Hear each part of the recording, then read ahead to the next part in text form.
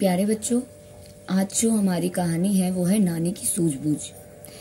तो आज की वीडियो में हम कहानी को पढ़ेंगे, समझेंगे और साथ साथ उसके प्रश्न उत्तर पर भी चर्चा करेंगे।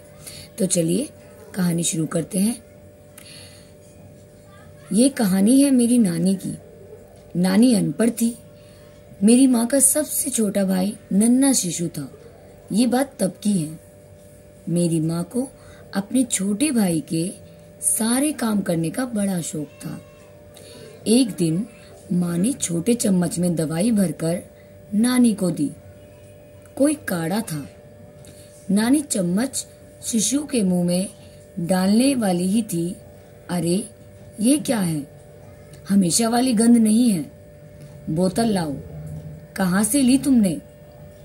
नानी ने बोतल देखी तो वह दवाई थी। नानी बोली, अरे ये तो कीड़े मारने वाली दवा है। अभी तो अनर्थ हो जाता। सिर्फ पढ़ना आने से क्या होता है?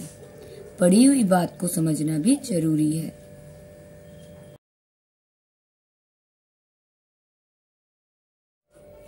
तो चलिए बच्चों, अब नानी की सूझबूझ जो कहानी है उसके प्रश्नोत्तर पर चर्चा कर लेते हैं। प्रश्न 1 है, माँ उस घटना के समय कितने साल की थी? तो हम इस उत्तर में लगभग मान सकते हैं कि माँ उस घटना के समय लगभग 14 से 15 साल की रही होंगी। प्रश्न 2, नानी ने दवाई का चम्मच शिशु के मुंह से दूर क्यों किया? तो इसका उत्तर हम लिखेंगे, क्योंकि वह कीड़े मारने वाली दवा थी और उसकी गंध भी अलग थी। प्रश्न 3 देखिएगा, सिर्फ पढ़ना आने से क्या होता है? पढ़ी हुई बात को समझना भी जरूरी है। नानी ने ऐसा क्यों कहा? अपने शब्दों में लिखिए। तो यहाँ पर हम अपने शब्दों में, अपनी भाषा में प्रश्न का उत्तर दे सकते हैं। मैंने यहाँ पर लिखा है कि नानी ने ऐसा इसलिए कहा क्योंकि माँ ने छोटे भाई जो कि नन्हा शिशु था उसे गलती से काढ़े की जगह कीड़े मारने की दवा दे दी थी।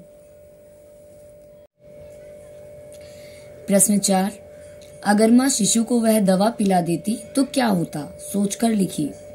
तो यहाँ आप अपनी भाषा में भी इसका उत्तर लिख सकते हैं। अगर माँ शिशु को वह दवा पिला देती तो अनर्थ हो जाता। अनर्थ मतलब कुछ बुरा हो जाता, कुछ भी हो सकता था। शिशु की जान भी जा सकती थी। प्रश्न 5 देखेंगे, इस पाठ का शीर्षक नानी की सूझबूझ है।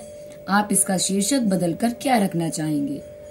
तो नानी की सूझबूझ यहाँ पर शीर्षक तो पहले से दिया हुआ है। इसकी जगह अगर हमें मौका मिलता है इसका शीर्षक रखने का, तो हम इस पाठ का शीर्षक बदलकर नानी की समझदारी रखना चाहेंगे।